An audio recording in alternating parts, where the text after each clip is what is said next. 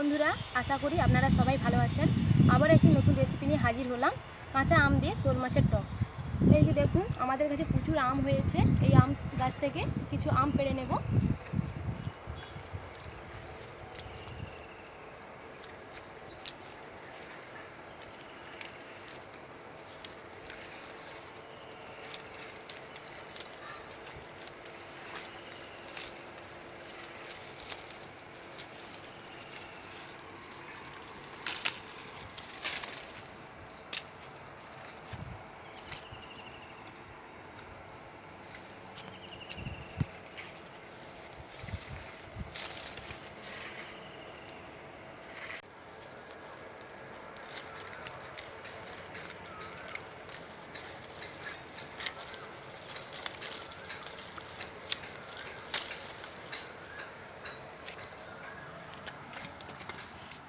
এই যে গাছ থেকে আমগুলো পেড়ে নিয়েছি।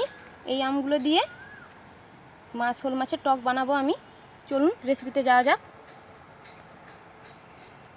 এই যে দেখুন, শোল মাছটা আমাদের পাশের বাড়িতে কাকুদের পুকুরে ধরা হয়েছিল, সেখান থেকে কিনে এনেছি। এই মাছটা দিয়ে আমি আমশোল বানাবো। এবার মাছটাকে কেটে নেব। মাছটাকে এবার কেটে নিচ্ছি। এটা পুকুরের জ্যান্ত মাছ। কাঁচা আম দিয়ে টক বানালে গরমে খেতে ভালো লাগবে। মাছটা খুব পিচ্ছিল, তাই ছাই দিয়ে ভালো করে গোটা গায়ে মাখিয়ে নেব, তারপর কাটবো মাছটা।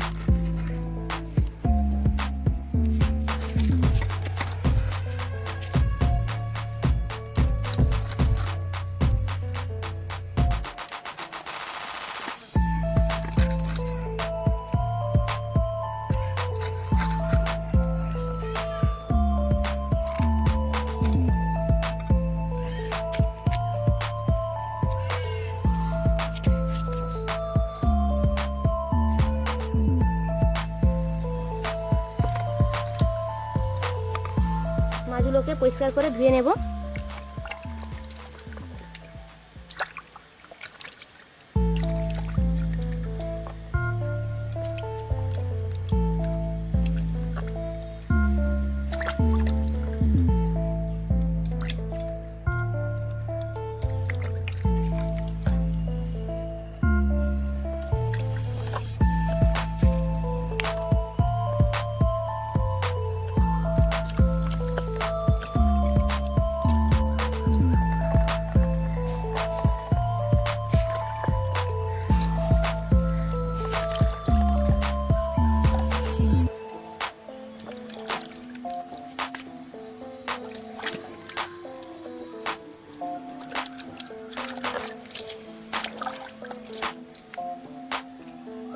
এবার আমটা কেটে নেব।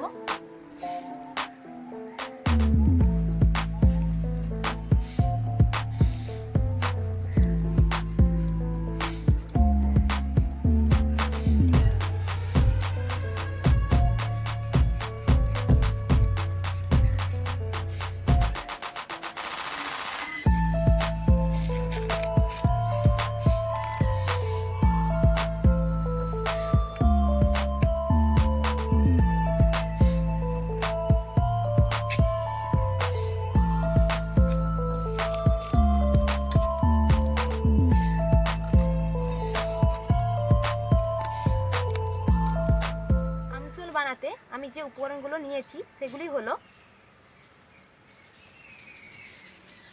শোল মাছ, কাঁচা আম, সরষার তেল, ফোড়নের জন্য তেজপাতা, গোটা সরষা, গোটা শুকনো লঙ্কা, 1 চামচ গুঁড়ো লঙ্কা, লবণ, হলুদ, বাটা জিরে, পোস্ত বাটা, সর্ষে বাটা। উনুন জ্বালিয়ে কড়াইটা বসে নিয়েছি। সরষার তেল দিয়ে মাছগুলোকে ভেজে নেব।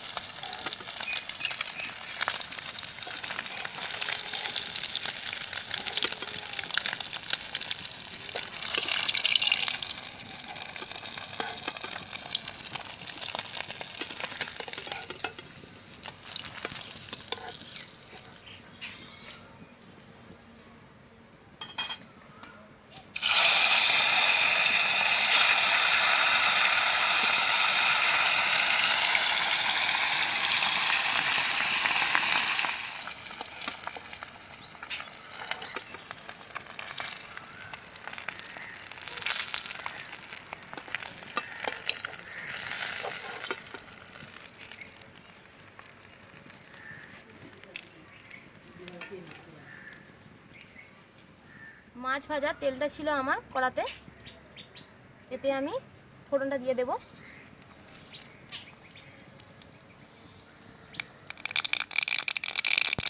আমগুলোকে ভেজে নেব।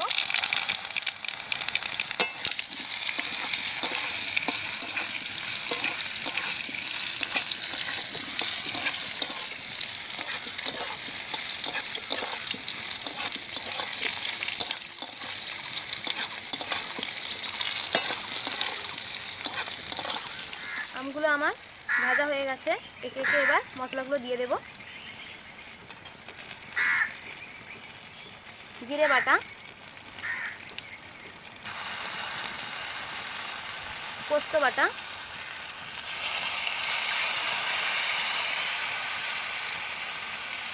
সর্ষে বাটা, লঙ্কা গুঁড়ো, হলুদ গুঁড়ো, স্বাদ মতন লবণ। সব মশলাগুলোকে এবার ভালো করে কষিয়ে নেব।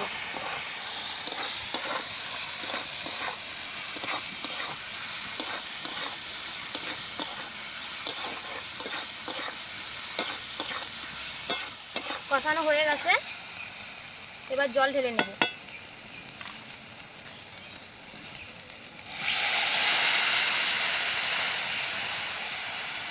জলটা এবার 5 মিনিট ধরে ফোটাবো।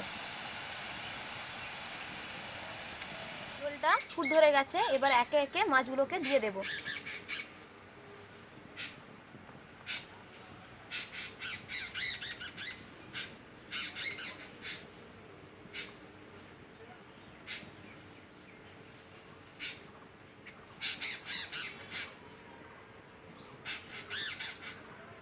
আবারও 2 মিনিট ফোটাবো।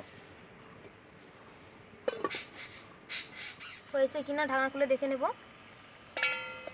হয়ে গেছে শোল মাছের টক, আম টক। নামিয়ে নেব এবার।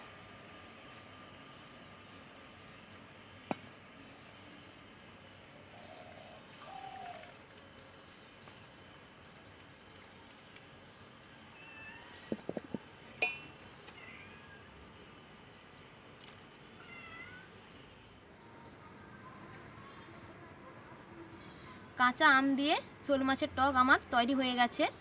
আপনারা এইভাবে বাড়িতে বানিয়ে খাবেন। কেমন হয়েছে আপনারা কমেন্ট করে জানাবেন, আর আমার চ্যানেলটিকে সাবস্ক্রাইব করবেন। সবাইকে অসংখ্য ধন্যবাদ।